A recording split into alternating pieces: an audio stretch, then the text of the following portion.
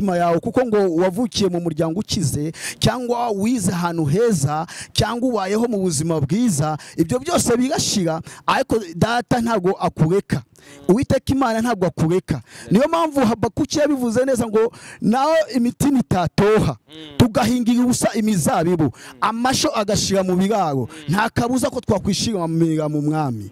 Reka nkubwire, umwami wacu ashoboye byose. Haleluya. Umwami wacu arahambaye. Icyo nakubwira, ari igihe umutima utatoha, ari igihe abantu bakwanga, ari igihe abantu bakuvaho, ariko Imana ntabwo izakuvaho. Ari igihe abantu bumva ko bashaka kukwitotombera kuko ibyo bagushakagaho ntabyo bakibona. Haleluya. Ibi bintu byahuye na Kristo umwana w'Imana, ari kumwe n'intumwa asanga igiti cy'umutini kimaze kuma. Icyo giti cyari mu gihe cyacyo cyo kutera. Yesu nashimwe cyane. Nawe uyu munsi ushobora kuba uri mu gihe cyo kutera, ariko abantu ntabwo bakubonaho imbuto. Ariko nuguma ku Mana, imbuto zizagaragara ku buzima bwawe. Ariko nuva ku Mana uzuma, kuko nicyo giti kizatemwa. Yesu nashimwe cyane. Yesu ngo akirebye agenda gishaka ubuto, kandi icyo giti cyari mu gihe cyo kutera. Yesu nashimwe cyane. Arangije abona nta ubuto ukiriho, aravuga ngo arakivuma. Haleluya. Uyu munsi utari mu nzira y'Imana, ari igihe tuba ku ruhande rw'inzira tukagira ngo Imana iradukoresha, kandi turi ku ruhande rw'inzira. Imana ikoresha umuntu uri mu nzira. Imana ikoresha umuntu uri mu nzira, kandi Imana ntabwo ikoresha umuntu udahari nubwo yaba ari umunyempano umeze gute. Ushobora kwibwira ko Imana igukoresha kuko uri umuririmbyi mwiza, ariko ntabwo ugaragara ku gicaniro, ariko ntabwo ugaragara mu itorero, ariko ntabwo ugaragara mu bana b'Imana. Icyo gihe Imana ishobora no gukoresha amabuye, ishobora guhagutsa abandi bantu bakavugira Imana, kuko Imana ikoresha umuntu uhari. Haleluya. Imana ikoresha umuntu uhari. Niyo mpamvu Habakuki yavuze ngo nawe umutima utatoha tugahingira ubusa imizabibu. Ari igihe wahinga umuzabibu wawe, ari igihe umwuka wera yamanukira ubuzima bwawe, ugahishurirwa impano y'umwuka ukanayikuza kuri wowe, ariko ntuhaguke ngo uyikoreshe. Icyo gihe Imana ireba umuntu uhari uri tayari wifuza gukora, Imana ikamukoresha. Bene data, ndakugira inama wowe unkurikira, wowe urimo kunyumva, haguruka ukore kugira ngo Imana ikwagure imbago ubi. None dore mu buzima bwa hanze, nanone nta kazi ntaki, uzabeshwaho n'iki? Zinduka mu gitondo ngiye mu nyibature ahantu bitaga Rwanda for Jesus. Icyo gihe 2009 mu kwa 11 gutya, ndasenga ariko nasengaga amarira y'agahinda, amasengesho y'agahinda. Noneho ikintu nshimira Imana, umuntu waje kundangira akambwira ati ko chance nzi ko yishoboje. Rero Uwiteka niyo mpamvu ashaka kubakisha amabuye abajwe. Amabuye abajwe ni wowe ubyiruko ugiye guhaguka ugafata ijambo ry'Imana ukaryandika ku mutima wawe kugira ngo Imana igukomeze. Ni wowe umubyeyi ugiye guhaguka nanone ugafata ijambo ry'Imana ukaryandika ku mutima wawe kugira ngo Imana irigenderemo. Imana ntabwo igendera nyuma y'amarangamutima yacu, ahubwo igendera inyuma y'ijambo ryayo. Nimba dushaka gukorera Imana by'ukuri no mu mwuka, nuko dufata ijambo ry'Imana tuwishe mu ndiba z'imitima yacu kugira ngo Imana itwagure.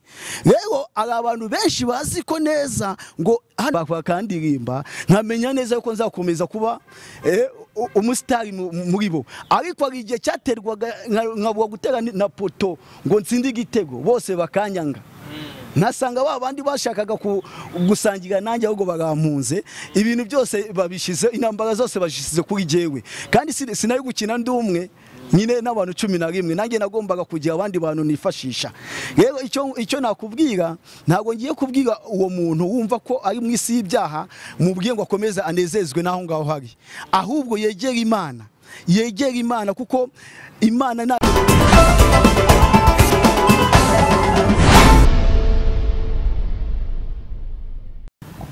Reka mfata umwanya ngo suhuza kandi nkwifuriza kugubwa neza nshuti bavandimwe mwese mukurikira Philadelifia umunsi ku munsi. Reka nkubwire ngo aho uherereye hariho hose ubwiza bw'Imana nibukomeze bukubeho, kandi ubutsinzi buva kuri Data wo mu ijuru bukomeze bubane nawe mu kazi kawe ka buri munsi.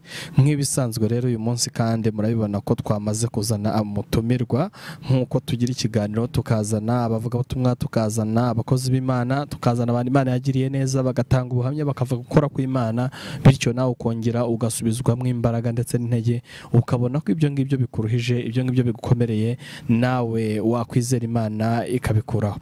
Kuri kamera zacu rero katuhakire umutumirwa n'umugabo w'Imana nimva umugabo w'Imana ukavuga Yesu neza nkabikunda. Muraho neza muraho? Yego turaho ndashimira Imana. Nanjye nitwa Chance Gasarabwe. Ndumuvuga ubutumwa bwiza. Chance Gasarabwe tukumenyereye uvuga ubutumwa bwiza ndetse cyane muri deliverance ho waramenyekanye cyane kuko uri umuntu witanga umurimo w'Imana. Muraho murashima Imana? Yego turashima Imana kandi Imana ni umubyeyi iradushigikira muri makeya iyo ikumwe natwe iraturinze. Yego abantu bashobora kukubona wicaye hano kuri izi kamera zacu bakumvuga ko evangeliste bakagira ngo uri umuntu usanzwe woroheje kandi uri umwe mu bantu baba barakomakubiye muri iki gihugu. Ubihuza gute kuba warabaye icyamamare uyu munsi ukaba wisanga uri umuvuga butumwa? Ubihuza gute byakira ute? Mfite ijambo ry'Imana irambwira neza ngo iyo mbwirije ubutumwa bwiza singira icyo nirata kuko ibyo mpatirwa gukora. Rero ngihamagarwa nasobanukiwe neza yuko ari icyo Imana ikora ku buzima bw'umwana wayo kugira ngo ibashe kumugeza ahandi mu bundi rwego, kuko ngiye nahamagawe ndi umukinnyi wa football. Nakinye muri Sport Kicukiro, mva muri Sport njya muri Espoir Cyangugu, mva muri Espoir njya muri Sport Nyanza. Aho hose narahaciye nagize ibigwi nize kubera football.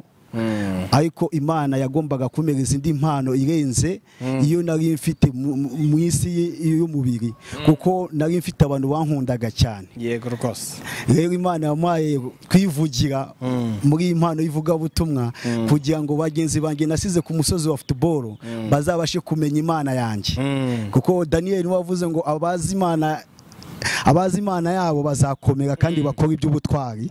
Muri Daniel 11:30. Haleluya. Rero iyo abantu batarasobanukirwa Imana yawe ari iby'ubutwari Imana itagukoresha. Rero niyo mpamvu mfite ubuhamya bwinshi kandi bunezeza mbere y'Imana, kuko aho ndi none ahangaha naho nari ndi mu minsi ya kera, aho ndi none ahangaha niho heza, ari ibyiringiro mfite muri Kristo.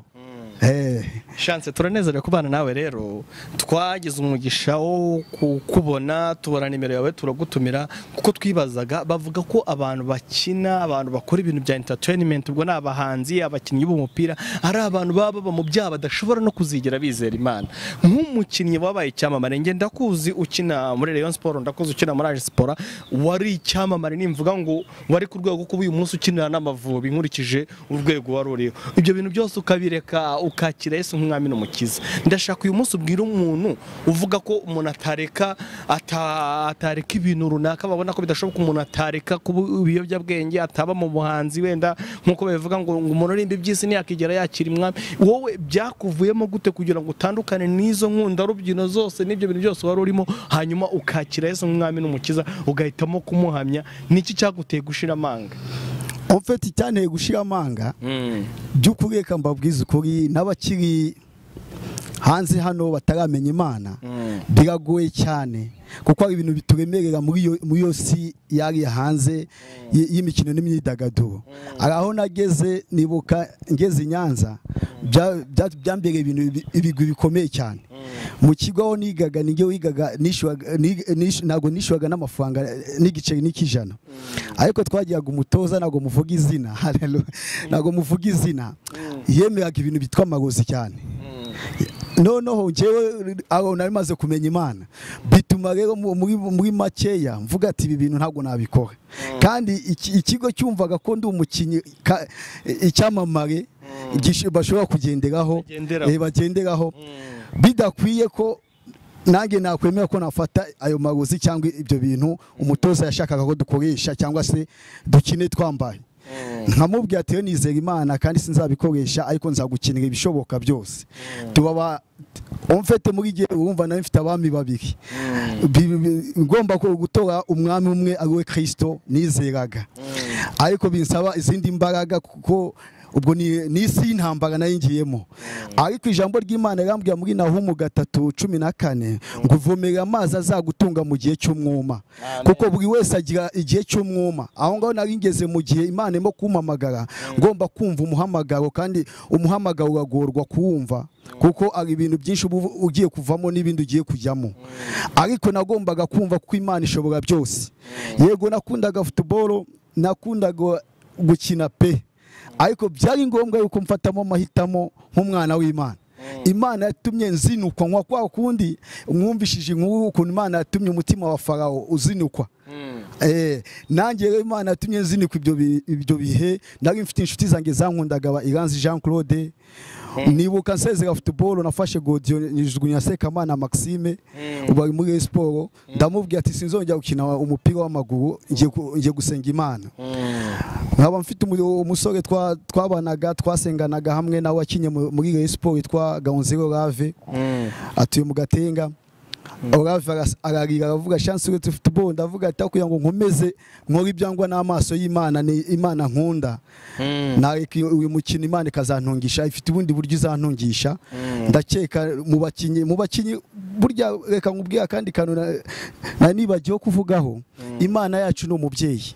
Nibuka nkizwa niga mu wa 4 primaire, muri make nubwo nakomezaga gutyo nakinye football ariko nkijijwe kuko nakijwe ndi umwana muto, ariko Imana yasemereza ubwenge. Muri ibyo bihe byose nubwo nabaga umuhanga, Imana yamaye ubwenge, ahandi nabaga uwa mbere mu ishuri. Ukwicya amateka yanjye Kicukiro ari ya primaire kwa Butera, nabaga uwa mbere, naratsinze njya Icyangugu Gihundwe ariko natsinze. Bakajya baza kumfata mu kigo Gihundwe bakanjyana muri Espoir kugira ngo nkine icyiciro cya mbere, kugeza igihe nakizamuye. Kocha John yaza bakamburanaho bakavuga ati umwana ni uwacu kandi nta numwe wankurikiraga, ariko Imana ikandindira aho nari kure y'ababyeyi icyo gihe, ariko nkajya mbu wa mbere. Ubwo ni ubuhamya nzi. Nabaga uwa mbere ntazi Kinyarwanda neza by'ukuri. Nkaba uwa mbere abarimu bagatangazwa n'ibyo ngibyo. Nyuma y'ibyo rero mura n'izo ntambara, kuko urumva na mfite fama, abantu bankunda, mfite abanyeshuri bagenzi banjye banyemera, yaba mu by'ishuri bakanyemera, yaba by'imikino n'imyidagaduro bakanyemera. So ibyo rero nibyo nkubwira, ariko gufata umwanzuro wo kureka umupira w'amaguru byarangoye yego, ariko kuko nari maze kumenya ngo shobozwa byose na Kristo imbaraga. Kuko narebaga mu muryango natubutsemo, nkareba ubwenge Imana impaye mu gihe maze gukizwa, kuko mbere aho ngaho narakizwa nari maze gusibira mu wa 4 inshuro ebyiri. Noneho Imana irambwira ngo ituma umuntu, arambwira ngo ngiye ujye kutangira kuba uwa mbere. Nibaza umuntu uba uwa mbere utazi Kinyarwanda, kiva mu bihugu byo muri Kongo, atarasobanukirwa n'ibyo, kandi icyo gihe twigaga mu rurimi rumwe rw'Ikinyarwanda birangora. Ariko ntangira kuba uwa mbere mu ishuri, nzamuka gutyo nkunda n'umupira. Natangiye gukinira ikigo primaire, niga mu wa 3 primaire. Urumva natanga ibintu byose bisa nk'impano ndi umwana muto. Icyo rero icyo nshimira Imana mu buhamya bwanjye burebure mfite bw'agakiza Imana yampaye, nuko Imana yandindi ku uwo musozi kugeza n'ubu ngubu. Niyo mpamvu ntago mfite ipfunwe ryo kuvuga imirimo y'Imana, kuko aho ngaho ndetse football gatoya uko cyato tugihangana gutyo, nkasezera nkafata godiyo, nkabwira Sekamana yigaga mu wa 3 secondaire, ngiye nigaga mu wa 5, fata ndamubwira ati akira iyi godiyo ukomeza ukina ibyo nakinaga, nizera ko Imana ishobora kukwagura nk'ukuntu yanyaguye. Ariko byari ngombwa yuko ngomba gushigikira ikintu cyari kiri muri we, kuko yari umwana twakuranye muri siporo inyuma yanjye mureba, mvuga ko nawe yaraje ariya nk'umuhashi ariko yishura i Nyanza kwihanika Saint Emmanuel. Aho ngano nafata umwanzuro nsezera football, ndangije gusezera football. Imana icyo yankoreye nta kindi, bene data, Imana yakomeje kuma ubwenge n'ubuhanga. Nibuka neza yuko kuko nigaga ku buntu, nageze mu wa 6 intambara igaterwa, Satani anera intambara kugira ngo umutoza agiye kubwiga directeur uya mwana yaritse football tutabishaka iki n'iki atangire yishuhe. Kandi icyo gihe by'ukuri ikigo nigaga minerval yari 100,000. Ubwo rero nta bushobozi nari mfite bwo kwishura ayo mafaranga. nawe wabyumva ariko igikundiro cy'Imana kirahambaye ibyo Imana yankoreye rero cya gikundiro nari mfite muri football Imana yakimaye ku musozi w'ubwenge mu banyeshuri bagenzi banjye kuko nagiye urumva base banyubukana mu wa gatanu barambwira ati niba udakomeje gukina urimo kuzana polemike yo gutuma abandi bana badakina ngo kubera ko amarozi iki n'iki kandi ntabyo tubona ibintu nk'ibyo nk'abo bateko nimba batwaka amasengle nimba batwaka iki tukagenda kwa kanaka bakakora ibi nibi mubona tutabizi mubona aho tuvuye tutabizi ibyo turimo tuwakora kandi tukabona nta gaciro bifite ikintu nshimira Imana rero bahise bambwira ati ntabwo uzongera kugaruka iki n'iki directeur arambwira ati rwose muhungu wanjye naragukundaga ko banyitaga mwemere aho ngaho ati twaragukundaga buri kwa gatandatu twaguhaga uburenganzira ukajya i Kigali ukajya mu myitozo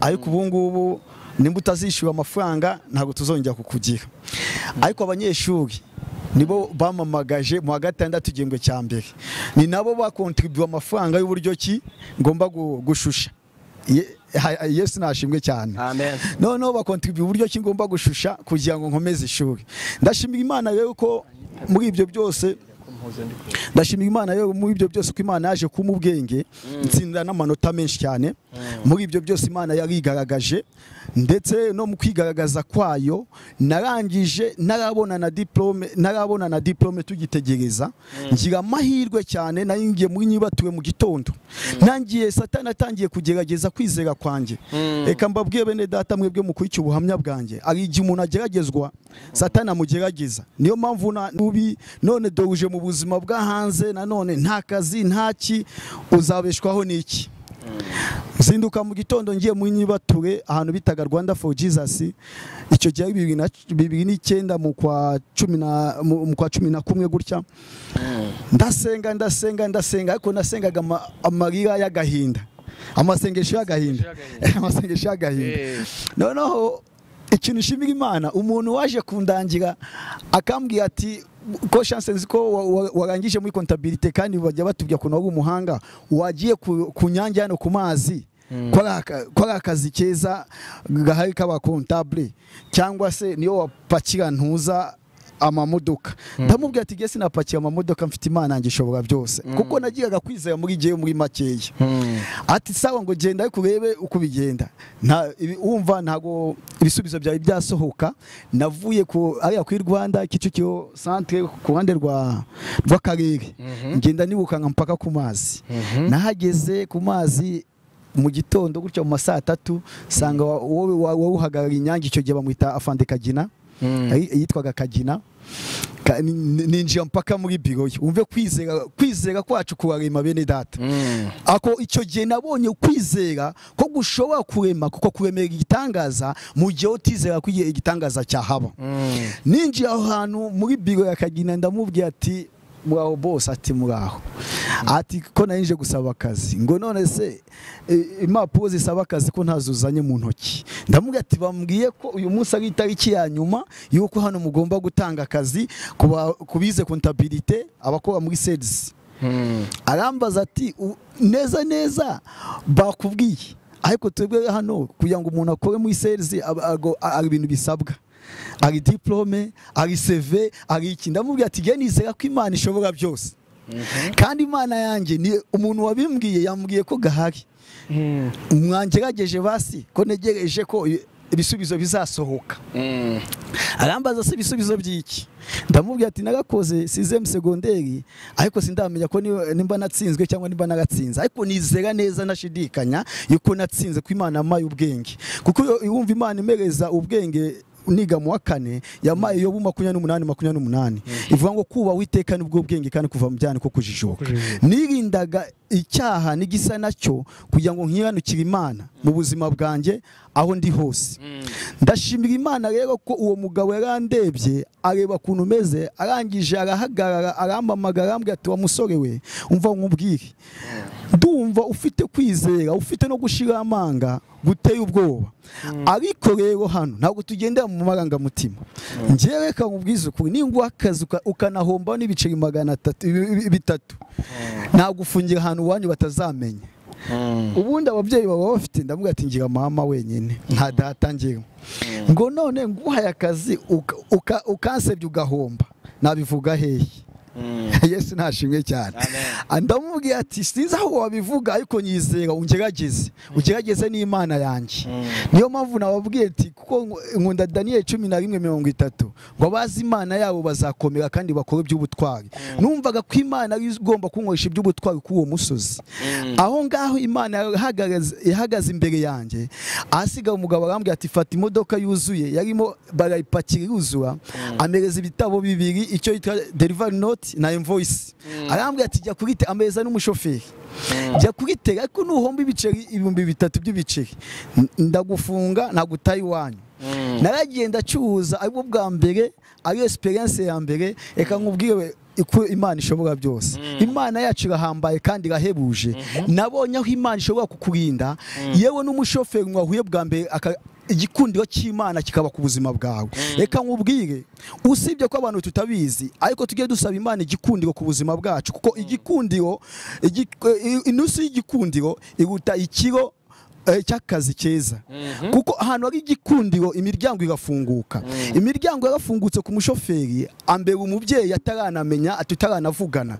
aho tugeze ahubwo akamfasha no kugeza igihe twagiye kuverisa amafaranga ngaruka usibye ibiceri 250 nahombye kuri uwo munsi nta yandi arangije arambwira ati mwana we uko wizera n'ukuri komeza akazi ugire Imana rero ishobora byose kandi ari Imana ikora kugira ngo ibashe kutuzamura ahandi hantu ari igitangaza Imana igukorera kugira ngo abantu bagusize bongere bamenye ko hari bizera Imana yawe rero ibyo nagiye mbibona kugira ngo Imana inkore ibyo bintu byose nawe se mbona akazi aho ngo mpakora igihe kinini ndangije kugakora Imana imaheza ubundi buhamya bwinshi igahandindira kugeza igihe nahaviriye kugeza n'ubu babandi nasize ku musozi wa football bamwe baramamagara nkabagira inama nkabasengera tukabana kandi icyo nzi neza nuko Kristo aracyaturinda hanyuma wenda dusoza agace ka mbere k'ubuhamya bwacu nakwibaza ngo muri iki kinyejana turimo urabona urubyiruko rwinshi abasore abakobwa barimo barirundumurira mu byaha ntago bagishaka gukozwa ijambo ry'Imana ubona umubare munini w'abo bantu bari kugenda bashaka kujya mu by'isi no kujya mu byaha kandi wowe wakijijwe uri umusore uri n'umusitari uri icyamamare ndashaka ubwire bano bantu b'urubyiruko bitwaza ngo urumva ngo ngiye ngo abapampe ngo sinabareka ngo ngiye ngo mfite igikundi cyanjye ngo sinatakaza abajama hari imvugo nyine babishyiramo zo kubisegura ugasanga umuntu ari gukora ibyaha afite ukuntu abanza kubisegura ni iki wabwira abo bantu bitwaza ibyo bintu byose kuko ni ikintu cya mbere ngo Yesu azadutsindisha nuko yabanje kuza mu isi akambara kamero nk'ak'abantu agaca mu buzima bwacu inzara yaramuriye yagiye n'amaguru yambaye inkweto imwe yambaye umwenda umwe urumva nta kintu tuzamutsindisha none nkawe uri umuhamya wakijwe uri umusore ukizwe ufite mwaye nyinshi zo gukora ibyaha cyane ko wari ufite n'ubushobozi wari ufite amafaranga ufite igikundiro uri talented uri fema ibyo bintu byose urabyirengagiza urakizwa uyu munsi niki wabwira abo basore urwo rubyiruko abo bakobwa abo bapapa abo bantu bose birundumurira mu byaha bitwaje ko batatakaza inshuti zabo batatakaza akazi bafite ba bantu bajya gusambana kugira ngo bakunde babone akazi mbega icyo gice cyose cy'abo bantu batanga impamvu ndashaka ugire message bagenera kuri uyu munsi urakoze cyane Nandi message ko ijambo ry'Imana rishobora byose. Ijambo ry'Imana rambwiye muri Yesaya 9:9 ngo amatafari yaraguye ariko Uwiteka agiye kubakisha amabuye abajwe. Amabuye abajwe nabo bantu batarisobanukirwa bakirwana n'isi y'umwijima kuko bararemerewe cyane. Ariko kuko ari imvugo y'Imana ku buzima bwabo ari ubutabazi bw'Imana. Icyo nababwira none aha ngaha ndabizi neza akenshi iyo umuntu ari mu bintu biteye ubwoba bihangayitse agira agahinda n'ishavu mu mutima we.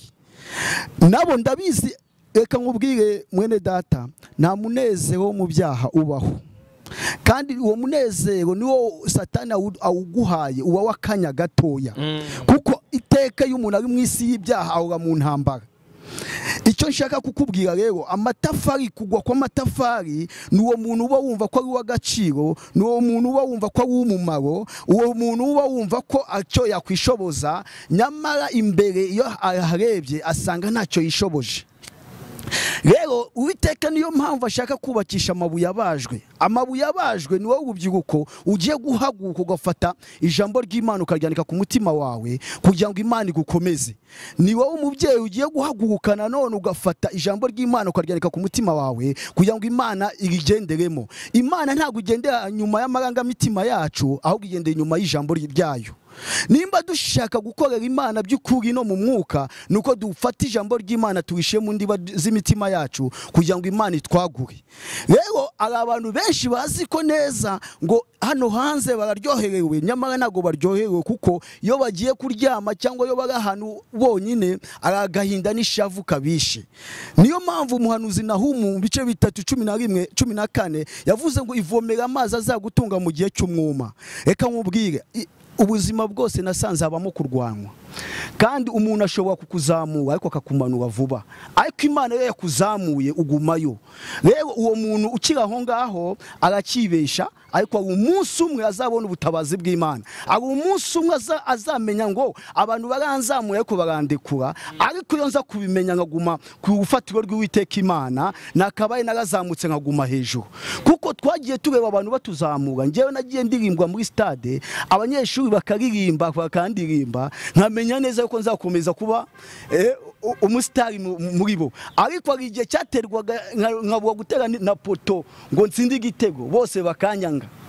Nasanga babandi bashakaga gusangira nanjye ahubwo barampunze, ibintu byose babishize, intambara zose bashize kuri jewe, kandi sinari gukina ndi umwe nyine n'abantu 11, nanjye nagombaga kugira abandi bantu nifashisha. Rero icyo nakubwira, ntago ngiye kubwira uwo muntu wumva ko ari mu isi y'ibyaha mubwiye ngo akomeze anezezwe naho ngaho hari, ahubwo yegera Imana, yegera Imana, kuko Imana nayegera, Imana iramuhe umunezero uhoraho kandi urambye. Nicyo ngicyo navuga.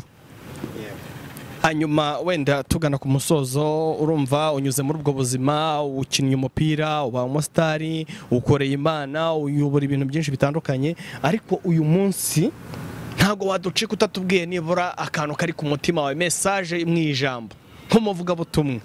Ubuhamya bwawe ni bwiza, twabukunze. Ntekereza ko umuntu wari udukurikiye yamaze kumva impanuro utanze kandi zikomeye cyane cyane ku rubyiruko, bantu bakora ibyaha bitwaje impamvu runaka, bumvise message bababwiye ko bagomba kwivomera amazi ku iminsi itari yayindi. Abantu bashobora gushyira hejuru ejo bakakumanura, ariko Imana yakuzamuye. Ndafashijwe, urakoze cyane. Reka uduhe message mu ijambo nibura Imana yashyize ku mutima wawe uyu munsi, uvuga ati ntabwo nagenda nabwiye kano kantu, wenda mu minota mike yawe uri gusoza utubwire ku ijambo ry'Imana. Haleluya. Amen. Amen. Amen. Ndashimira Imana nanone kandi ndacyavugira Imana, kuko Imana yacu ishobora byose.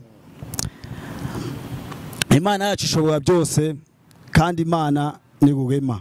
Ijambo nshaka kukubwiraho gato ugiye kunkurikira nawe unkurikiye, no kugira ngo umenye ngo Imana ishoboye byose ku buzima bwawe, ishoboye byose ku buzima bwawe.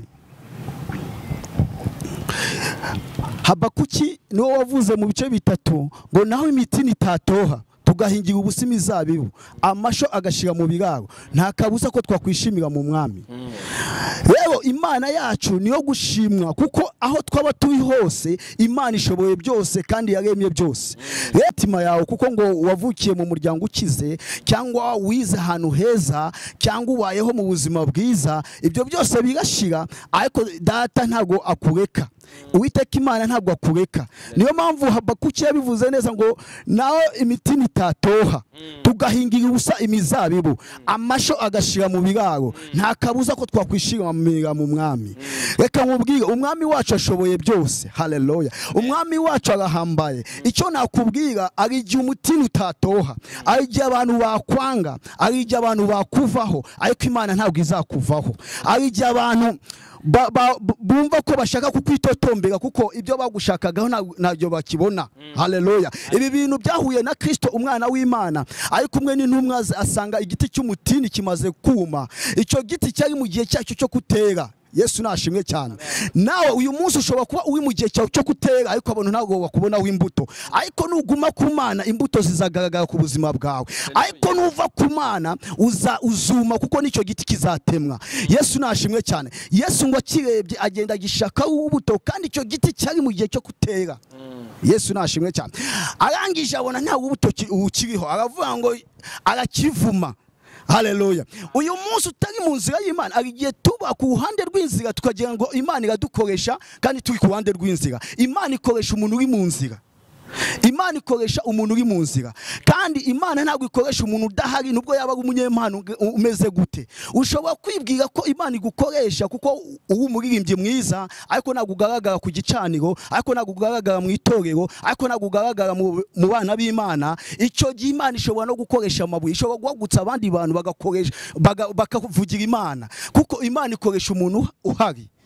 Haleluya. Imana ikoresha umuntu uhari. Niyo mpamvu Habakuki yavuze ngo nawe umutini utatoha tugahingira ubusa imizabibu. Arigihe wahinga umuzabibu wawe, arigihe umwuka wera yamanukira ubuzima bwawe, ugahishurirwa impano y'umwuka ukanayikuza kuri wowe, ariko ntuhaguke ngo uyikoreshe. Icyo gihe Imana ireba umuntu uhari uri tayari wifuza gukora, Imana ikamukoresha. Bene data ndakugira inama, wowe unkurikira, wowe urimo kunyumva, haguruka ukore kugira ngo Imana yagure ikwagure, yagure imbago zawe. Nicyo Imana yabwiye Yabesi asenga ngo kugira ngo Imana imwagurire imbago. Icyo Yabesi byagombaga kubaho, kuko Yabesi byasobanuraga umuntu wavukanye agahinda, witotomba, ubuzima bwe bwa buzima bwo guhangayika. Uyu munsi wa none nudahagarara mu nzira, ube hano Imana igushaka, ukorera Imana muri yo mpano y'umwuka, waza guhusha umugambi w'Imana ku buzima bwawe. Haleluya. Haleluya. Haleluya. Naho mu bice bibiri umurongo waho wa mbere, aho ngaho niho bavuga ngo mbega kuntu ibirenge by'abavuga butumwa byiza ari byiza, ngo bazanye inkuru nziza bakamamaza iby'amahoro, ngo chance we komeza ibirori byawe. Aho ngaho bavuze Yuda we, ariko none aha ngaha ndavuga izina ryanjye, kuko nijyo Imana irimo gukoresha muri iki kinyejana, nijyo Imana irimo kuvugana nanjye kugira ngo igiciremo ku buzima bwawe. Niyo mpamvu ndakubwira haguruka ukore, kuko Imana ikoresha umuntu uhari, ntabwo ikoresha umuntu udahari. Nubwo waba umunyempano gute ushobora gusenga ibirema bikagenda, ibipfa amatwi bikumva, ariko igihe utabonetse Imana ntabwo ishobora kuza kugushaka, ikoresha umuntu uhari. Rero ndakugira inama nanjye nigira mvuga ngo tube mu murimo w'Imana, duhaguke dukore kugira ngo abacu n'ibyacu bongere bashinganywe n'Imana.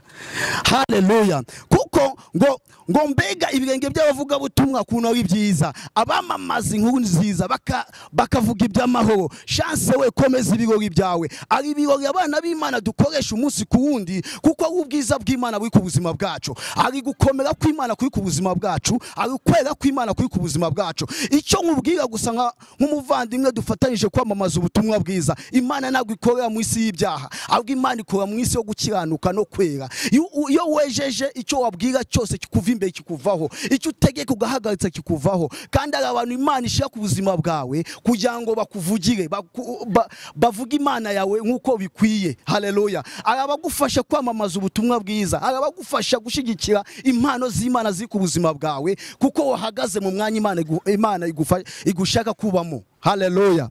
Haleluya. Haleluya. Uyu munsi wa none duhishurirwa kubaho Imana ishaka ko tuba, kugira ngo duhagarare mu bishinganywe. Haleluya. Niyo mpamvu ndababwiza ukuri kandi nkubwira ati sinzi ibyo umaze iminsi utinzeho, sinzi ibyo umaze iminsi abantu babigusomamo, ariko nutindana n'Imana uzasa n'Imana. Nutindaho Imana iri nawe bazakubona nk'Imana, kuko ari imbaraga z'ubumana ziri muri wowe. Ariko nutindaho abantu bari uzasa n'abantu, kandi iteka abantu bazakumaramo uburyohe. Niyo mpamvu ubuzima ijambo ry'Imana ritugeranya kuba umunyu w'isi. Ngo ese uyu munyu ukayutse uryoshwa n'iki? Usibye kuwukandagira no kuribata nta kindi.